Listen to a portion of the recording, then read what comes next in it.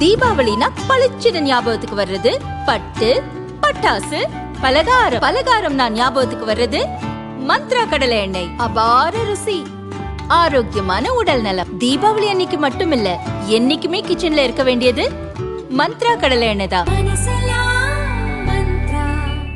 Wherever you go, whatever you do, throw a little at it. Omax, Vest and Briefs. முன்பு எப்போதும் இல்லாத அளவு தமிழகத்தில் பாரதிய ஜனதாவின் பலம் இப்போது பல மடங்கு உயர்ந்திருக்கிறது. 2026 சட்டசபை தேர்தலை அதிமுகவுடன் கூட்டணி அமைத்து சந்திக்கும் பாரதிய ஜனதா அந்த கூட்டணியில் எத்தனை சீட்களில் போட்டியிடும் என்பது பெரும் எதிர்பார்ப்பாக இருக்கிறது.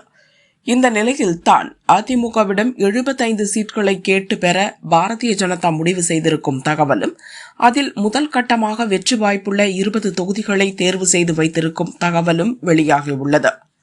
இது பற்றி பாரதிய ஜனதா வட்டாரம் கூறியது, பாரதிய ஜனதா தான் தங்களுக்கு பலம் என்பதை அதிமுக தலைமை உணர்ந்துள்ளது.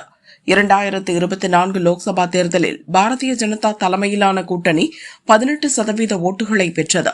லோக்சபா தேர்தல் முடிவுகளை சட்டசபை தொகுதி வாரியாக ஒப்பிட்டு பார்த்தால் 83 தொகுதிகளில் அதிமுகவை பின்னுக்கு தள்ளி பாரதிய ஜனதா 2வது இடம் பிடித்தது. அதன் அடிப்படையில் தான் அதிமுக தலைமையிடம் 75 தொகுதிகளை கேட்டு பெற பாரதிய ஜனதா மேலிடம் முடிவு செய்துள்ளது. அதில் 40 தொகுதிகள் உறுதியாக பெறப்படும்.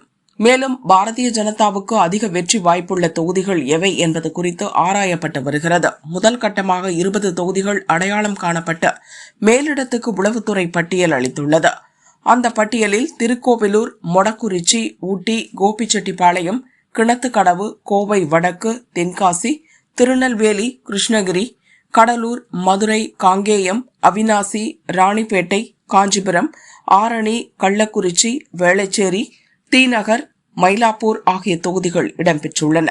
அதிமுகவிலிருந்து நீக்கப்பட்டவர்களை சேர்க்கும் பட்சத்தில் அதிமுக ஓட்டு வங்கி அதிகரிக்கும் என்றும், தேஜா கூட்டணிக்கு அது கூடுதல் பலம் சேர்க்கும் என்றும் உளவுத்துறை தகவல் தெரிவித்துள்ளது என்று பாரதிய ஜனதா வட்டாரம் கூறியது.